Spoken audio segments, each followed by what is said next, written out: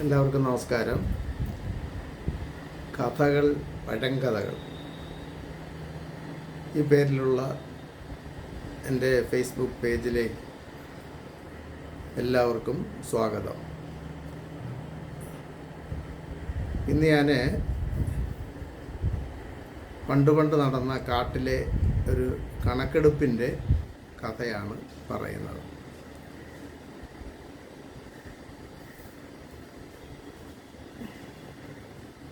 ആർക്കാണ് ഏറ്റവും കൂടുതൽ കുട്ടികൾ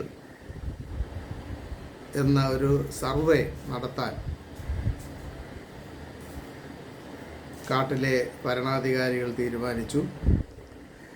അതിൻ്റെ ഭാഗമായി കണക്കെടുപ്പുകാർ ഓരോ മൃഗത്തിൻ്റെയും മാളത്തിലെത്തി കണക്കുകൾ ശേഖരിച്ചു. ഏറ്റവും കൂടുതൽ കുട്ടികൾ ആർക്കാണുള്ളത് എന്നറിയാനായിരുന്നു ഈ കണക്കെടുപ്പ്.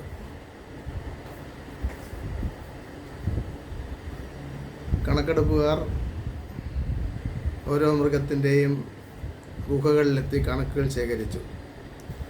പലർക്കും വലിയ കുടുംബങ്ങളാണ് ഉണ്ടായിരുന്നത്. 10ഉം 15ഉം 20ഉമൊക്കെ കുട്ടികൾ ഒരു ഗുഹയിൽ, ഒരു വീട്ടിൽ, ഒരു മൃഗത്തിന് സാധാരണമായിരുന്നു. ചിലർക്കൊക്കെ ഒറ്റ പ്രസവത്തിൽ തന്നെ നിരവധി കുട്ടികളുണ്ടായിരുന്നു. അതെല്ലാം രേഖപ്പെടുത്തി കണക്കെടുപ്പ് സംഘം ഒരു സിംഹത്തിൻ്റെ അടുത്തെത്തി. മൃഗരാജാവേ, അങ്ങേക്ക് എത്ര കുട്ടികളുണ്ട്? കണക്കെടുപ്പുകാർ ചോദിച്ചു. 1.